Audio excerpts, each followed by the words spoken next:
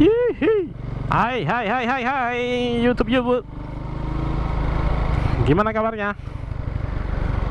Teman-teman semua, semoga dalam keadaan yang baik, sehat, dan tanpa kekurangan satu apapun, terutama tidak kekurangan duit. Mantap doanya ya. Jadi kalau semuanya sehat, nah berarti bisa nonton video ini ya kan, bisa langsung dipraktekkan kalau nontonnya yang tutorial. Oke, kembali lagi dengan Forecast, dan di video kali ini saya kembali lagi memberikan tips untuk pemula. Kali ini tipsnya adalah gimana sih cara membaca pergerakan kendaraan yang lain ya, terutama di momen-momen yang cukup awkward. Momen-momen yang cukup canggung.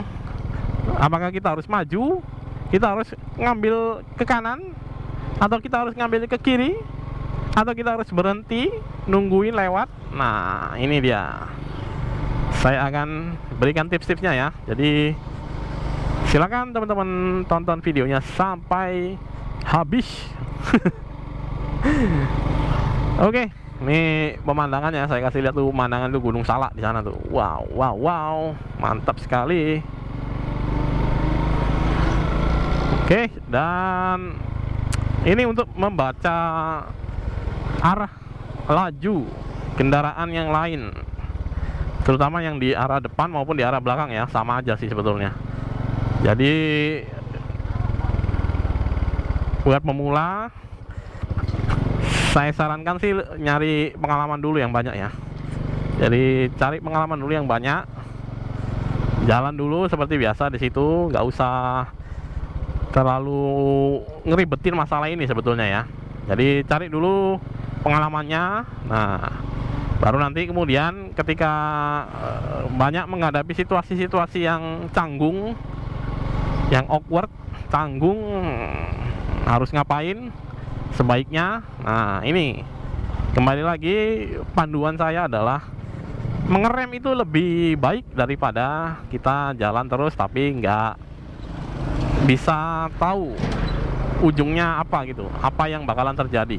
Jadi sama kayak kita waktu pertama kali belajar ya, kalau memang dirasa ragu-ragu apakah harus nyemplung atau harus ke sini, nah itu kan ragu-ragu ya, apakah motornya akan nyemplung atau motornya akan ke sini. Nah itu daripada ragu-ragu seperti itu, mendingan itu dulu, berhenti dulu. Sama, ini juga sama seperti itu ya. Kalau ragu-ragu misalnya ada sedang di kondisi macet, terus ada mobil atau angkot yang jalannya cukup pelan ya, terus kita pengen nyalip gitu, nah itu sebaiknya ngapain dulu gitu ya. Sebaiknya kita kalau udah punya pengalaman, jadi kita bisa memperhitungkan, kita nyalip ini bisa nggak, kita nyalip ini dapat ruang nggak kita di depan sana, atau dia langsung nutup lagi ya gitu, nggak ngasih ruang, jadi kita gantung, kita ada di sebelah kanan terus gitu. Jadi itu semuanya adalah pengalaman ya, dan sesuai kemampuan, sesuai nyali terutama. Nggak bisa dipaksakan si A bisa ternyata si B nggak bisa, tapi tergantung pengalaman dan tergantung nyali.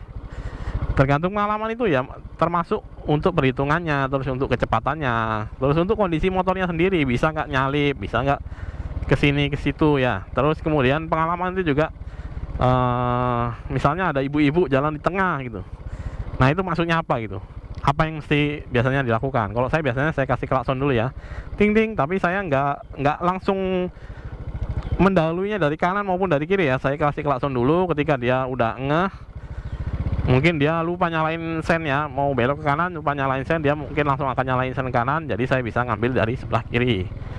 Begitu juga sebaliknya, misalnya dia kaget gitu ya, oh ya kaget gitu, ternyata dia ngelamun jalannya di tengah-tengah, dia kemudian akan jalan ke pinggir mungkin karena jalannya pelan juga gitu ya. Jadi banyak hal sih yang jadi faktor, dan kita nggak bisa sembarangan ngambil kesimpulan ya. Tahu-taunya kita nyalip dari kanan set gitu, orangnya nggak ngeh, tiba-tiba mau belok ke kanan, brem, nabrak.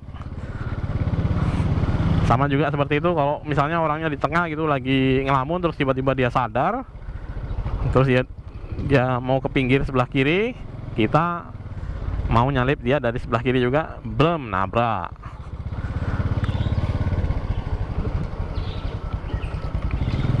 Jadi kalau saya sendiri sih, ya itu pengalaman ya, pengalaman yang lebih banyak. Dan yang pertama dan terutama kalau yang pemula ya jangan memaksakan. Kalau memang kemampuannya belum nyampe ke sana, nunggu saja. Seperti yang saya tadi ya, nunggu. Jadi kalau di belakang ada jalan di tengah, mesti ngapain gitu? Diklakson dulu. Sangat baik, keputusan yang baik. Diklakson dulu, nggak langsung mendahului. Terus misalnya ada ini nih, saya pernah itu kejadian. Ada truk besar ya, truk besar, kontainer mungkin ya, kontainer. Terus kemudian dia ada di tengah, kemudian dia melambat, terus kemudian dia berhenti. Nah, kontainernya ada di lajur sebelah kanan ya. Jadi saya mau nyalip dia dari sebelah kiri. Nah, ini nih yang saya nggak tahu waktu itu ya. Jadi saya nyalip dari sebelah kiri, ternyata ada truk juga yang mau belok ke sini, set gitu. Dia mau masuk ke dalam ya, mungkin itu ada gudang atau PT gitu ya. Jadi ada pintu masuknya. Nah, truknya berhenti, dia nungguin truk yang mau masuk ini supaya masuk duluan. Nah, ini saya nggak ngeh, saya naik motor, terus itu karena truk ya, kealingan gede gitu, blind spot lah ya dibilang ya, blind spot. Terus kemudian ya udah saya santai aja sih ya, saya pikir truknya ngapain gitu ya berhenti ya. Terus saya nyalip dari kiri, set begitu udah nyampe ke depan ya, udah pas-pasan dengan itunya, dengan truk yang dari sono. Kaget. Nah, kaget. Terus tiba-tiba ngerem pas di jalanannya yang nggak enak gitu, nggak enak buat ngerem, jalanannya kerikil kecil gitu ya. Oke, ini saya turunkan dulu gigi ke satu, set, naiklah dia perlahan-lahan. Nah, ini naiknya nggak smooth ya, karena tanjakannya cukup tinggi juga. Nah, ini udah bisa dioper ke gigi dua. Oke, jadi seperti itu ya. Jadi ada truk besar di sini. Terus saya nyalip dari sebelah kiri, ternyata ada truk juga yang dari arah sana, dia mau masuk ke sini ya. Dia belok ke situ, mau masuk ke dalam gudang atau PT gitu ya, perusahaan. Ini kejadiannya di daerah mau ke Belawan kayaknya, di Medan. Jadi kaget. Nah, saya ngerem, seret gitu. Ngeremnya nggak bisa berhenti karena jalannya kerikil kecil gitu ya. Nggak bisa berhenti karena bannya nggak ada traksinya ya di situ ya. Nah, itu saya kaget. Nah, dari situ saya mulai belajar bahwasanya kalau ada kendaraan besar itu mesti berhenti. Itu biasanya dia memang lagi ngasih jalan ke kendaraan lain juga. Nah, itu biasanya ya itu ya, seperti itu ya. Itu pengalaman sih sebetulnya. Jadi nggak bisa langsung selonong boy, kita langsung ambil ke kirinya, set gitu, selonong boy. Nah, kalau waktu itu saya ngambil ke kirinya langsung selonong boy, mungkin kejadiannya beda. Kalau orang-orang Medan bilang ya udah berserak itu kali itu ya, karena kaget, terus pas ngerem nggak berhenti, kayak ini, kayak apa, keseret gitu motornya, gitu. Terus karena dia truknya masuk ke sini, jadi saya ngambilnya dari sebelah kanannya lagi.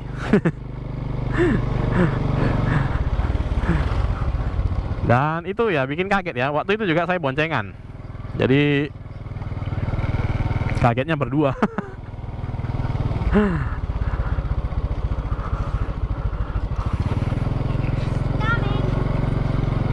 Oke ya, jadi itu banyak sekali sih yang bisa dipelajarin ya. Contohnya hal semacam itu. Terus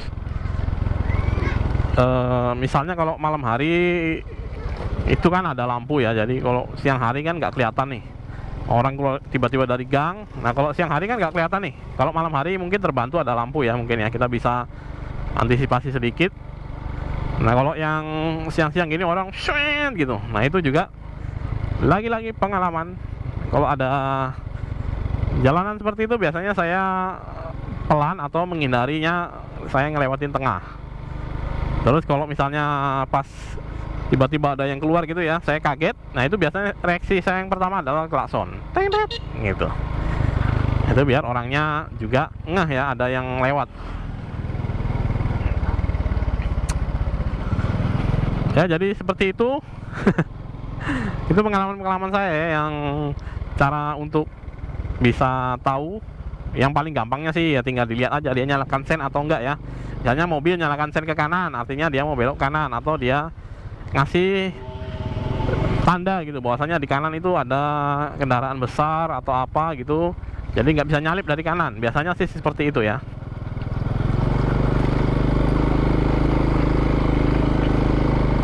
Nah kalau kita maksain udah dikasih sen kanan, kita maksain ya itu biasanya kejebak sendiri kita. Padahal sudah diingetin sama kendaraan lain, kita maksain juga ya. Biasanya itu ujung-ujungnya sih ya brak nabrak. Oke, jadi itu aja sih untuk tips-tipsnya cara untuk menganalisa, memprediksi kemana arahnya kendaraan lain ya. Kalau dari arah belakang misalnya nih kelihatan nih dari belakang kenceng, terus dia kalau mengemudi yang baik harusnya dia nyalakan lampu sen kanan, itu artinya dia mau nyalip ya. Jadi kita nggak bisa ujuk-ujuk belok ke kanan gitu. Saya banyak sekali, terutama sekarang ini ya. Kalau zaman dulu saya nggak peduli dengan spion. Karena ketika mau belok saya gini dulu, set gitu. Nah, jadi spionnya nempel aja gitu, nggak pernah dipakai untuk ngelihat. Nah kalau sekarang saya ya udah lihat spion nih, sambil kasih lampu sen kalau mau kanan ya, belok kanan. Kalau ada kendaraan yang kelihatannya kenceng dari belakang, set sambil nyalakan lampu sen kanan, itu biasanya saya ngeliatin dulu dia berhenti, nungguin dia ngelambat, ngelungguin, atau dia ngambil dari sebelah kiri, nyalipnya dari sebelah kiri. Kalau dia nyalipnya tetap maksain dari kanan juga, saya nungguin dia lewat dulu biasanya. Dan itu biasanya juga kalau dia nyalip dari kanan gitu ya, maksain gitu, biasanya dia klakson juga. Jadi saya kasih lewat dulu dia, set, baru saya belok ke kanan. Oke, jadi itu aja sih tips-tipsnya yang bisa saya bagikan di video kali ini. Semoga bermanfaat, semoga berguna buat teman-teman semua. Dan ya, jaga selalu kesehatan, jangan lupa makan, minum, tidur yang cukup. Dan Forhe sign out. Salam Wakanda forever, dan bye bye.